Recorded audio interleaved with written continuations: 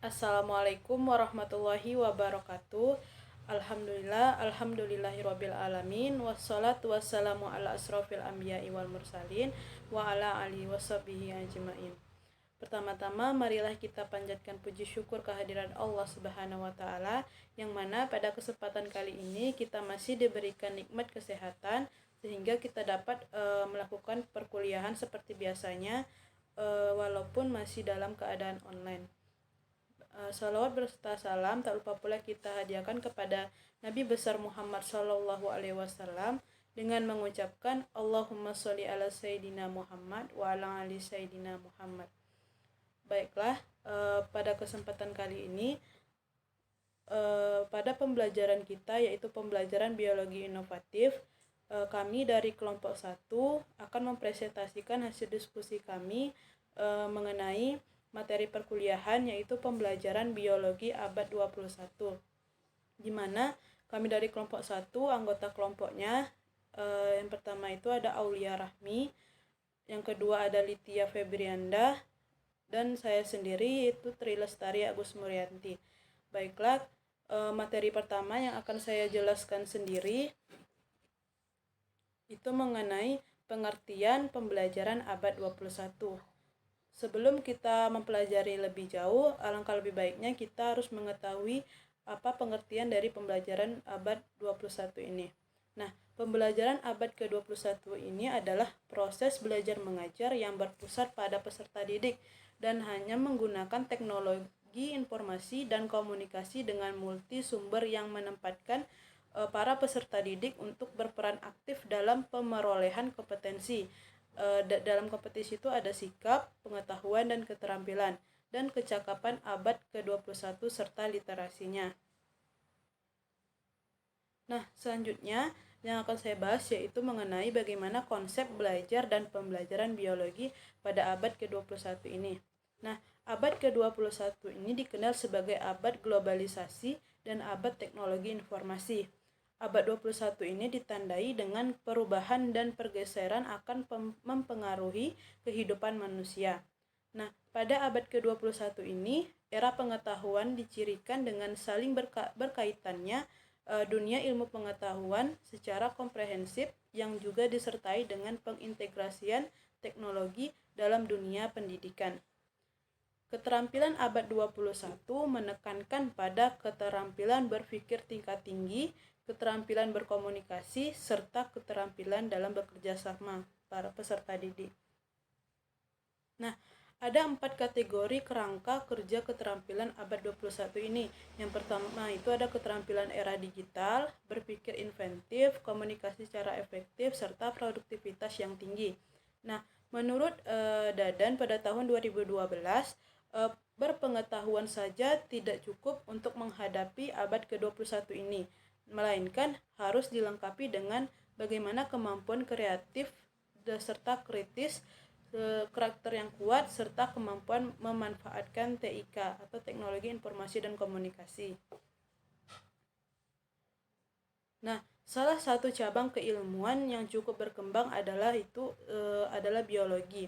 Dalam pembelajaran biologi ini, pemanfaatan dan pengembangan hasil penemuan perlu dilandasi dengan kemampuan berpikir kritis dan analisis dalam mengelola hasil penemuannya. Nah, ilmu sains memiliki kontribusi yang cukup besar dalam perkembangan dari teknologi, yakni sebagai ilmu dasar dalam yang melandasi pengembangan dari teknologi. Hal ini menyatukan keduanya menjadi satuan yang dikenal dengan saintek. Nah, materi selanjutnya itu mengenai bagaimana ciri-ciri pembelajaran biologi abad 21. Nah, kita lihat pada gambar itu ada yang pertama itu ada ciri-ciri abad ke-21 dan di selanjutnya itu keterkaitan dengan model pembelajarannya. Nah, ciri abad ke-21 yang pertama itu mengenai informasi. Nah, informasi pada saat ini pada abad ke-21 ini disediakan di mana saja dan kapan saja. Nah, kita lihat pada model pembelajarannya yaitu pada abad ke-21 ini pada ciri informasi itu pembelajaran diarahkan untuk mendorong peserta didik untuk mencari tahu dari berbagai sumber observasi, bukan diberitahu. Maka para siswa akan mendapatkan informasi itu bisa di mana saja. Nah, ciri yang kedua itu ada komputasi, di mana komputasi ini lebih cepat memakai mesin. Nah, dilihat pada mode pembelajarannya, yaitu pada komputasi ini pembelajaran diarahkan untuk mampu merumuskan masalah atau menanya, bukan hanya menyelesaikan masalah atau menjawab. Nah, pada ciri abad 21 yang ketiga itu ada otomasi. Nah, di mana otomasi ini untuk menjangkau segala pekerjaan yang rutin. Nah, kita lihat pada mode pembelajarannya itu pada otomasi ini pembelajarannya itu diarahkan untuk melatih berpikir analitis atau pengambilan keputusan, bukan berpikir mekanistis atau rutin. Nah, ciri abad 21 yang terakhir itu ada komunikasi. Komunikasi ini dapat dilakukan dari mana saja dan kemana saja. Nah, kita lihat pada model pembelajarannya, pada ciri komunikasi ini itu pembelajaran menekankan pentingnya kerjasama dan kolaborasi dalam menyelesaikan permasalahan yang diberikan oleh guru kepada peserta didik. Baiklah, untuk materi selanjutnya itu mengenai prinsip pokok pembelajaran biologi abad ke-21. Nah, pertama kali oleh BNSP atau Badan Nasional Standar Pendidikan itu merumuskan ada 16 prinsip pembelajaran yang harus dipenuhi dalam proses pembelajaran abad ke-21 ini. Nah, sedangkan oleh Kemendikbud nomor 65 tahun 2013 ini mengemukakan ada 14 prinsip pembelajaran terkait dengan implementasi kurikulum 2013. Sementara itu, Jennifer Nichols itu menyederhanakannya ke dalam 4 prinsip, yaitu yang pertama itu ada instruction should be student centered. Nah, di mana perkembangan pembelajarannya ini menggunakan pendekatan pembelajaran yang berpusat pada siswa. Nah, siswa ditempatkan sebagai subjek pembelajaran yang secara aktif mengembangkan minat dan potensi yang dimilikinya. Nah, siswa tidak lagi dituntut untuk mendengarkan dan menghafal materi pembelajaran yang diberikan oleh guru, tetapi berupaya mengkonstruksi pengetahuan dan keterampilannya sesuai dengan kapasitas dan tingkat perkembangan berpikirnya. Nah, pembelajaran berpusat pada siswa ini bukan berarti guru menyerahkan kontrol belajar kepada siswa sepenuhnya. Nah, intervensi guru masih tetap diperlukan. Nah, guru berperan sebagai fasilitator yang berupaya membantu mengaitkan pengetahuan awal yang telah dimiliki oleh siswa dalam informasi baru dengan informasi baru yang akan dipelajarinya. Nah, memberi kesempatan untuk siswa untuk belajar sesuai dengan cara dan gaya belajarnya masing-masing dan mendorong siswa untuk bertanggung jawab atas proses belajar yang dilakukannya. Selain itu, guru juga berperan sebagai pembimbing yang berupaya membantu siswa ketika menemukan kesulitan dalam proses mengkonstruksi pengetahuan dan keterampilannya. Nah, prinsip pokok pembelajaran biologi abad ke-21 yang kedua yaitu education should be collaborative. Nah, di mana siswa harus dibelajarkan untuk dapat berkolaborasi dengan orang lain. Nah, dalam menggali informasi dan membangun makna, siswa perlu didorong untuk bisa berkolaborasi dengan teman-teman di kelasnya. Nah, dalam mengerjakan suatu proyek, siswa perlu dibelajarkan bagaimana menghargai kekuatan dan talenta setiap orang serta bagaimana mengambil peran dalam menyesuaikan diri secara tepat dengan mereka. Nah, begitu juga dengan sekolah atau termasuk di dalamnya guru dapat bekerja sama dengan lembaga pendidikan atau guru lainnya di berbagai belahan dunia untuk saling berbagi informasi dan pengalaman tentang praktik dan metode pembelajaran yang telah dikembangkan. Nah, kemudian mereka bersedia untuk melakukan perubahan metode pembelajaran agar menjadi lebih baik lagi. Nah, prinsip yang ketiga itu adalah learning through context. Nah, pembelajaran tidak akan banyak berarti jika tidak memberi dampak terhadap kehidupan siswa di luar sekolah. Nah, oleh karena itu, materi pembelajaran yang diajarkan ini perlu dikaitkan dengan kehidupan sehari-hari peserta didik. Nah, guru dapat mengembangkan metode pembelajaran yang memungkinkan siswa terhubung dengan dunia nyata atau real world. Nah, guru membantu siswa agar dapat menemukan nilai, makna, dan keyakinan atas apa yang sedang dipelajarinya, serta dapat mengaplikasikan dalam kehidupannya sehari-hari. Nah, guru ini melakukan penilaian kinerja siswa ini yang dikaitkan dengan dunia nyatanya. Nah, selanjutnya itu ada prinsip yang terakhir, itu adalah school should be integrated with society. Nah, dalam upaya mempersiapkan siswa menjadi warga negara yang bertanggung jawab, nah, sekolah dapat memfasilitasi siswa untuk terlibat dalam lingkungan sosialnya. Nah, dengan kekuatan teknologi dan internet, siswa saat ini bisa berbuat lebih banyak lagi. Nah, ruang gerak peserta didik ini tidak lagi hanya di sekitaran sekolah atau di tempat tinggalnya, tetapi dapat di berbagai lapisan dunia manapun. Nah, pendidikan perlu membantu siswa menjadi warga digital yang bertanggung jawab. Siswa dapat dilibatkan dalam berbagai pengembangan program yang ada di masyarakat, seperti program kesehatan, pendidikan, lingkungan hidup, dan sebagainya. Selain itu juga, siswa diajak pula mengunjungi panti-panti asuhan untuk melatih kepekaan, empati, dan kepedulian sosialnya. Nah, baiklah, mungkin hanya sekian materi yang dapat saya sampaikan. Materi selanjutnya akan dijelaskan oleh teman saya, Litia. Kepada Litia dipersilahkan. Baiklah, saya Litia. Saya akan menjelaskan materi tentang model pembelajaran abad 21, di mana untuk model pembelajaran abad 21 ini ada 6 model pembelajaran. Yang pertama itu ada DL atau Discovery Learning atau penemuan. Yang kedua ada Inquiry Learning atau penyelidikan. Yang ketiga ada PBM atau Problem Based Learning, itu berbasis masalah. Lalu ada PJBL atau Project Based Learning atau berbasis project. Yang kelima itu ada PBT atau PBET atau Production Based Learning. Yang terakhir ada TEFA. Di sini adalah Teaching Factory atau pembelajaran berbasis industri. Yang pertama, kita akan membahas mengenai Discovery Learning, di mana Discovery Learning itu adalah memahami konsep, arti, hubungan, melalui proses intuitif untuk akhirnya sampai kepada suatu kesimpulan.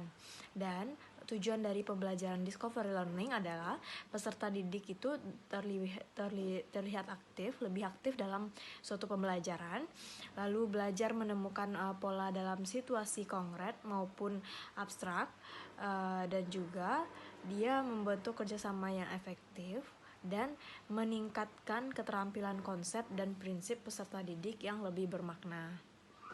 Yang kedua adalah inquiry learning, di mana pengertian dari inquiry learning ini adalah kegiatan pembelajaran yang melibatkan secara maksimal seluruh kemampuan siswa untuk mencari dan menyelidiki sesuatu secara sistematis, kritis, dan logis, sehingga mereka dapat merumuskan sendiri temuannya dari sesuatu yang mereka pertanyakan. Nah, untuk tujuan dari pembelajaran inquiry adalah untuk mengembangkan kemampuan berpikir secara sistematis, logis, dan kritis sebagai bagian dari proses mental. Dan adapun sintak dari model pembelajaran inquiry yaitu yang pertama adalah orientasi masalah, yang kedua adalah pengumpulan data dan verifikasi, yang ketiga pengumpulan data melalui eksperimen, yang keempat pengorganisasian dan formulasi, yang kelima adalah analisis proses inquiry. Yang ketiga adalah problem-based learning, di mana problem-based learning ini merupakan metode yang menggunakan berbagai kemampuan berpikir serta lingkungan nyata atau autentik. Untuk tujuan itu sendiri, yang pertama adalah meningkatkan kemampuan dalam menerapkan konsep. Yang kedua adalah pengintegrasian konsep high order thinking skill atau HOTS. Yang ketiga adalah kemampuan pemecahan masalah. Yang keempat ada PJBL, model pembelajaran Project Basic Learning, di mana pada PJBL ini dia menggunakan proyek nyata dalam kehidupan yang didasarkan pada motivasi yang tinggi. Nah, untuk tujuan pembelajaran PJBL itu ada untuk memotivasi belajar siswa, ada untuk kerjasama ataupun teamwork. Yang ketiga adalah keterampilan kolaborasi dalam pencapaian kemampuan akademik yang level tinggi atau taksonomi tingkat kreativitas yang dibutuhkan pada abad 21. Nah, untuk sintak pembelajaran project basic learning, yang pertama adalah penentuan pertanyaan mendasar atau start with the essential question. Yang kedua adalah mendesain perencanaan project. Yang ketiga menyusun jadwal atau create a schedule. Yang keempat memonitor peserta didik dan kemajuan proyek atau monitor the student and the progress of the project. Yang kelima adalah menguji hasil. Yang keenam mengevaluasi pengalaman atau evaluate the experience.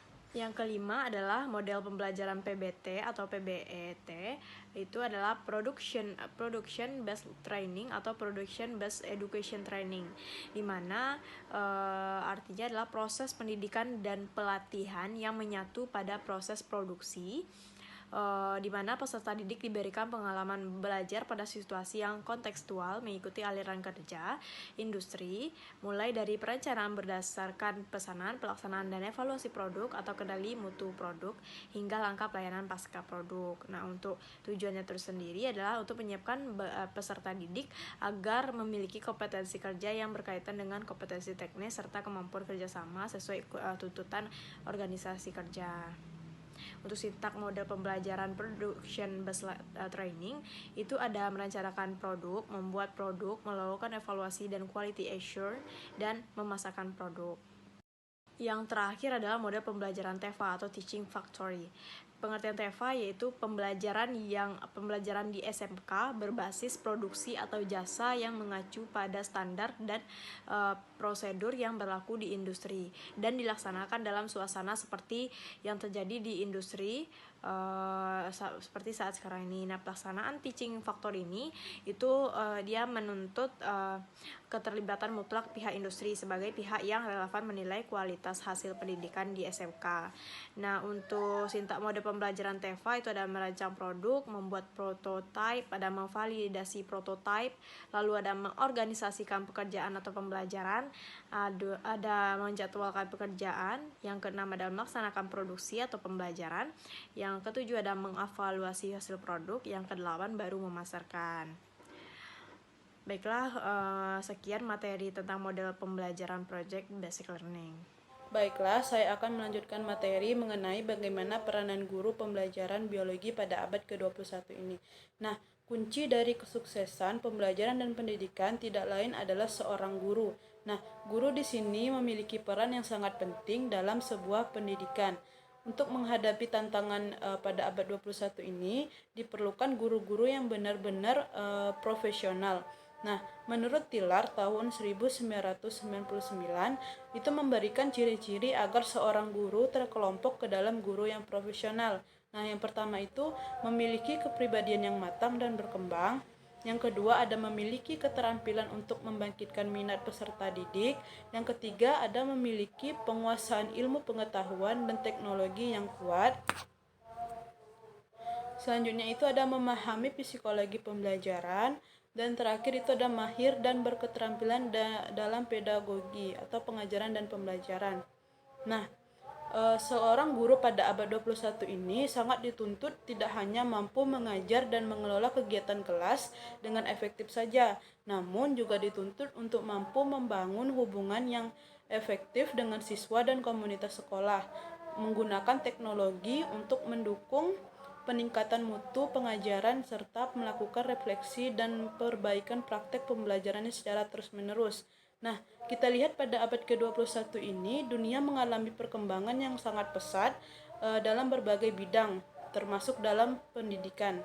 Nah, hal ini itu ditandai dengan kemudahan mengakses informasi dan teknologi. Nah, kemudahan ini menyebabkan pertautan pengetahuan yang bersifat komprehensif dan mempercepat sinergi dengan lintas ilmu pengetahuan sehingga dapat melahirkan ilmu baru seperti bioteknologi, biokimia, dan ilmu lainnya. Nah, biologi sendiri merupakan bagian dari sains yang mempelajari tentang makhluk hidup, lingkungan, dan hubungan antara keduanya. Nah, perkembangan ilmu sains ini memberikan peran penting dalam dunia perubahan dunia. Nah, hal ini sering disandingkan dengan teknologi, yaitu iptek atau saintek. Nah, seorang guru biologi yang profesional itu sangat dituntut untuk dapat mengembangkan kreativitas dan inovasi dalam melaksanakan pembelajaran biologi untuk menghadapi era disrupsi ini. Nah, untuk menghadapi era disrupsi ini, guru biologi harus membuat perencanaan pembelajaran, pemilihan pendekatan, metode, dan teknik yang tepat dan relevan dengan perkembangan fisik dan psikis peserta didik, sehingga plan pembelajaran yang diperoleh akan berkesan. Nah, kemampuan inilah yang terangkum dalam kompetensi guru tersebut. Baiklah, mungkin hanya sekian materi yang dapat saya sampaikan. Materi selanjutnya akan disampaikan oleh teman saya, yaitu Litya. Kepada Litya dipersilahkan.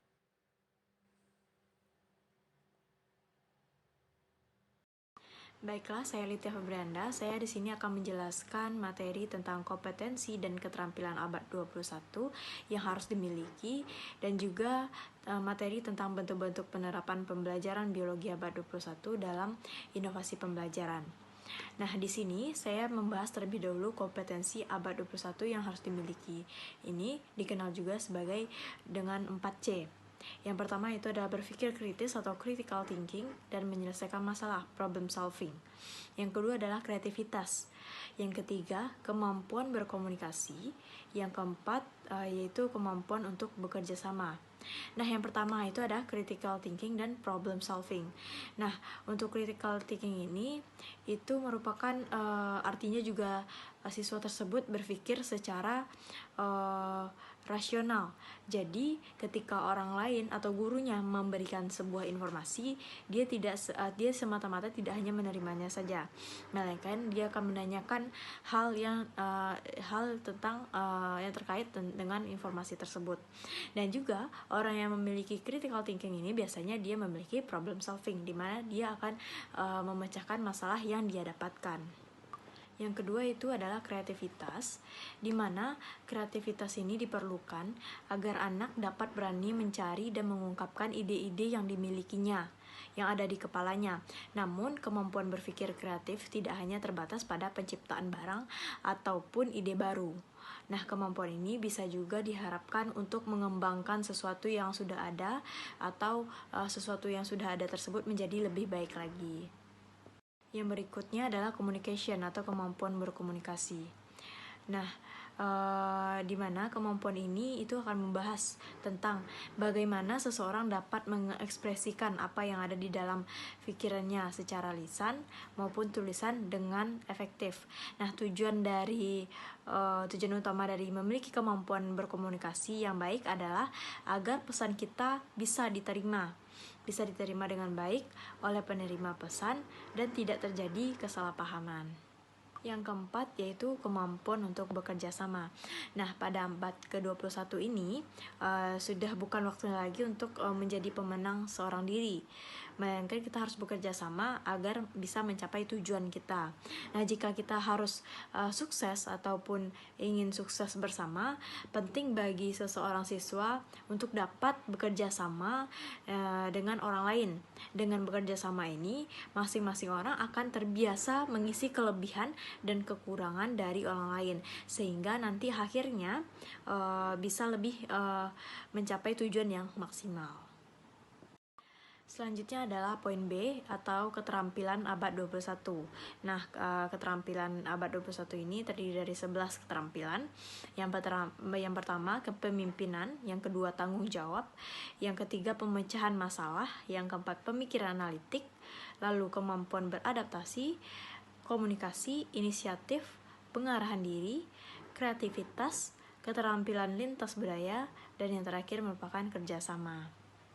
Nah, yang pertama itu adalah kepemimpinan, di mana kepemimpinan ini merupakan tentang memiliki visi di mana Anda ingin dan bekerja sama untuk mencapai visi yang telah ada. Dan dari usia dini, siswa akan memahami dengan jelas bagaimana tujuan mereka dan bagaimana bekerja sama menuju tujuan mereka tersebut. Yang selanjutnya adalah tanggung jawab. Nah, di mana di sini siswa akan merasakan bagaimana memahami dengan baik bahwa semua yang pemikiran, pilihan dan reaksi mereka akan memiliki dampak yang besar bagi masyarakat. Nah, hal ini juga akan tergambar di kegiatan mereka sehari-hari.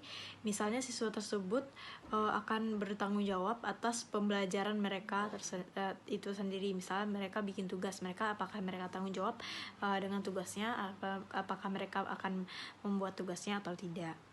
Nah, yang ketiga itu adalah pemecahan masalah, di mana semakin baik kita dalam memecahkan masalah, semakin mudah juga bagaimana hidup kita ke depannya. Dengan demikian, dalam mengembangkan keterampilan pemecahan masalah ini akan mendorong siswa menghadapi masalah itu sendiri dengan baik. Sejalan dengan 7 habits, siswa akan berorientasi ke arah solusi win to win yang mendukung kedua belah pihak. Yang keempat itu adalah pemikiran analitik, di mana pemikiran analitis ini adalah alat berpikir yang akan membantu siswa untuk memahami inti dari setiap masalah tersebut. Yang kelima adalah kemampuan beradaptasi. Nah, pada kemampuan beradaptasi ini, siswa akan menjadi fleksibel dan memiliki kemampuan untuk segera beradaptasi dengan kondisi apapun yang ada di sekitarnya. Lalu yang keenam ada komunikasi. Nah, di sini kemampuan komunikasi yang baik lisan ataupun tulisan, akan membantu siswa tersebut untuk berkomunikasi dengan orang. Nah, dengan kemampuan berkomunikasi ini, berkomunikasi kita dengan orang lain akan jelas dan efektif. Karena siswa akan percaya diri jika kemampuan berkomunikasinya tersebut lancar ataupun bagus dengan lawan jenisnya. Selanjutnya inisiatif, di mana inisiatif ini siswa akan tahu target mereka untuk setiap mata pelajaran dan mereka akan bertanggung jawab dalam pencapaiannya. Nah, yang selanjutnya itu adalah pengarah diri, di mana pada pengarahan diri ini siswa akan menunjukkan komitmen untuk belajar sebagai proses seumur hidup. Nah, mereka juga akan menunjukkan inisiatif mereka untuk memperbaiki dan untuk melampaui keterampilan dasar untuk mendapatkan keahlian, juga merefleksikan secara kritis pengalaman masa lalu sebagai referensi untuk kemajuan di masa depan. Jadi sama halnya pengarahan diri sebagai untuk pengalaman kita. Lalu ada kreativitas, di mana pada kreativitas ini siswa akan didorong untuk meningkatkan dan memaksimalkan upaya-upaya yang bersifat kreatif yang ada di dalam dirinya. Selanjutnya yaitu keterampilan lintas budaya, di mana pada keterampilan lintas budaya ini siswa akan diajarkan bagaimana caranya kita mengetahui kapan waktu yang tepat untuk mendengarkan dan kapan waktu tepat untuk berbicara. Nah, selanjutnya itu kerjasama. Nah, untuk mencapai suatu tujuan kita tidak mustahil bukan untuk melakukannya sendiri. Jadi dengan bekerja sama, siswa akan lebih cepat, lebih maksimal dalam mencapai tujuannya tersebut. Baiklah, materi selanjutnya yaitu tentang bentuk-bentuk penerapan pembelajaran biologi abad 21 dalam inovasi pembelajaran.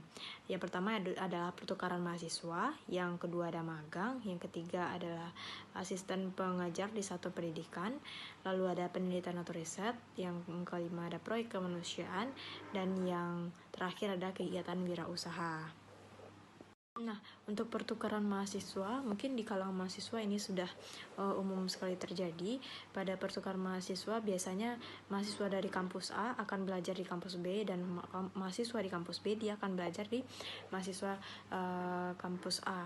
Maka dari ini dalam bentuk-bentuk penerapan pembelajaran itu sudah terkait bagaimana bentuk-bentuk pelajaran di biologi abad 21 pada pertukaran mahasiswa. Selanjutnya ada magang. Nah, magang ini biasanya itu dari jurusan itu sendiri yang mengadakan atau menyuruh mahasiswanya untuk melaksanakan magang atau praktek bagaimana selama ini kita melaksanakan kuliah atau praktikum di kampus. Kita akan melakukannya magang di suatu tempat, misalnya di dinas pertanian kita akan melakukan magang di sana. Lalu yang ketiga itu ada sistem mengajar di di satuan pendidikan. Nah, dimana kalau kita kenal itu sebagai PL atau praktek lapangan di sekolah. Di sana kita akan mengajar seperti guru, dan sebelum kita terjun ke satuan pendidikan untuk menjadi asisten mengajar, kita terlebih dahulu mempelajari micro teaching.